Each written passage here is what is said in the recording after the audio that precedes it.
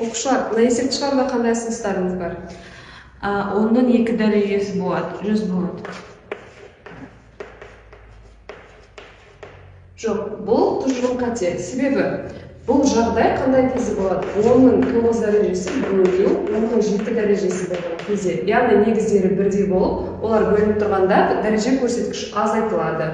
Яғни 10-ның 9 бөлу 7 дәрежесі 10-ның квадратын береді. Ал қазіргі біздің жағдайда біз 10-ның 9 дәрежесін көбейткіштерге жіктеп, яғни 10-ның 7 дәрежесі көбейтілген 10-ның 2 дәрежесі деп аламыз. Яғни негіздері бірдей болып, олар көбейтіліп тұрғанда дәреже көрсеткіштің қасиеті бойынша дәреже қосылады, яғни 10-ның 9 дәрежесі. Сонда біз 10-ның 9 дәрежесінің орнына осы өрнекті жаза аламыз.